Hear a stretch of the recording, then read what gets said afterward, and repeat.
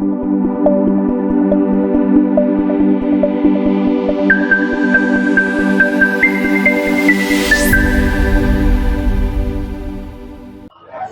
JSSC के जिस तरह से पेपर लीक होने का मामला तूल पकड़ता जा रहा है, वहीं देश की सबसे बड़ी विपक्षी पार्टी बीजेपी लगातार हमलेवर है।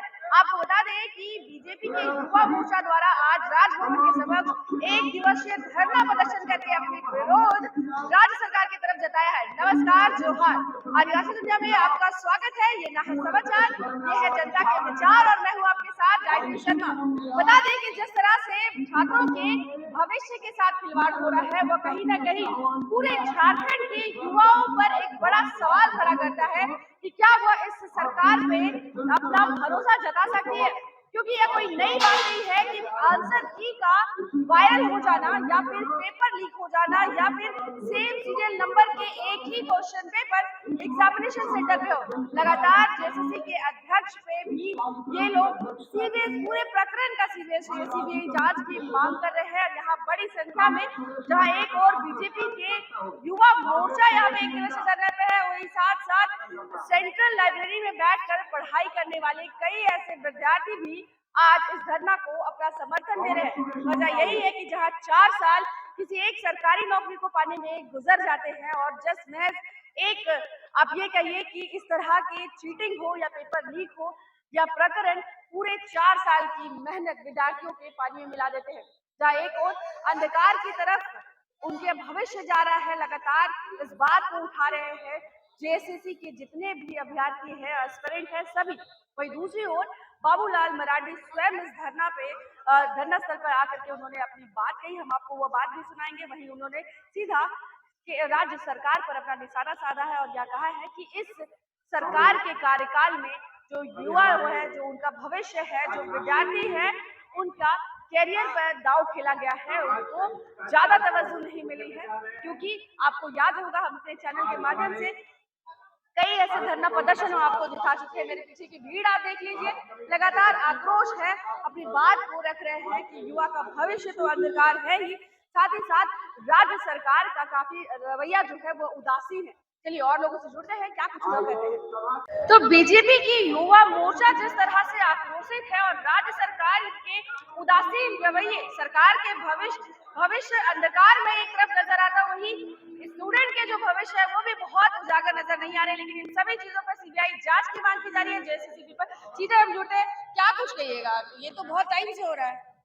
देखिए, टाइम से हो रहा है। 2018 में लास्ट टाइम उन्होंने बहाली किया, उसके बाद से जो लोग बहाल हुए थे उसको भी हटाने का काम किया और लगातार 4 साल हो गया उसके बाद से यह सरकार एक भी परीक्षा कंडक्ट नहीं कर पाई उसके अंतर्गत। लास्ट टाइम उन्होंने दिसंबर में एक डेट निकाला, उस डेट में भी क्या हुआ, एग्जाम को इन्होंने कह दिया कि हम लेने में मेरी संस्था जिसके अंदर इसको एग्जाम लेना था कि समर्थ नहीं है। फिर उन्होंने एक नया डेट दिया, उस नए डेट में पेपर लीक हो गया। आप समझिए कि इंटेंट और एक मानसिकता गवर्नमेंट की क्या है। सरकार चाहती ही नहीं है कि युवाओं को रोजगार दे, क्योंकि सरकार का ना तो नियत है और किसी तरीके से ना इनका इरादा है।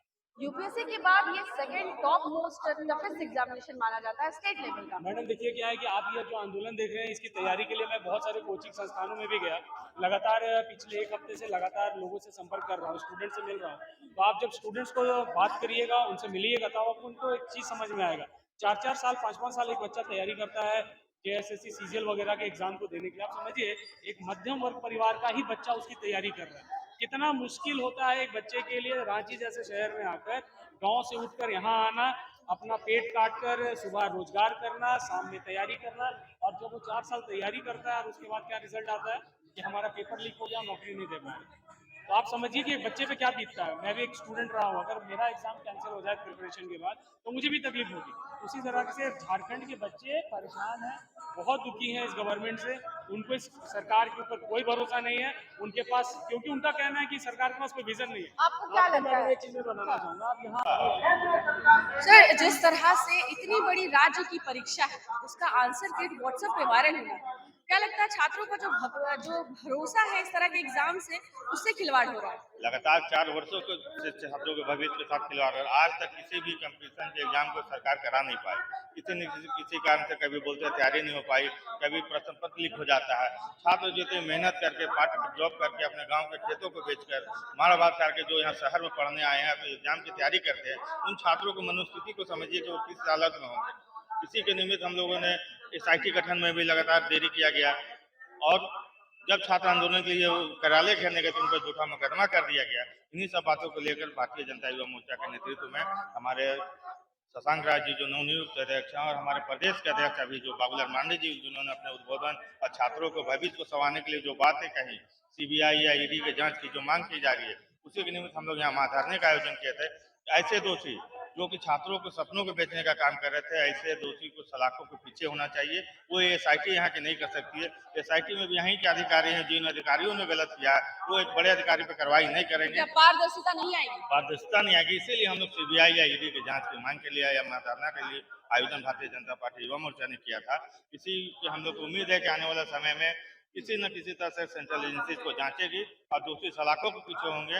और आने वाला समय में जब 2024 में चुनाव होगा, यही छात्र, यही युवा के बदौलत हमारा प्रदेश में सरकार बनेगा। बाबूलाल मरांडी जी के नेतृत्व में जो सरकार बनेगी, युवाओं को रोजगार भी देगी, स्वच्छ चुनाव प्रचार भी, स्वच्छ एग्जाम भी कराएगी, और छात्रों को भविष्य के साथ जो खिलवाड़ करने वाले जो लोग भी हैं वो सलाखों के पीछे होंगे। जी, जुड़ने के लिए शुक्रिया जी, धन्यवाद।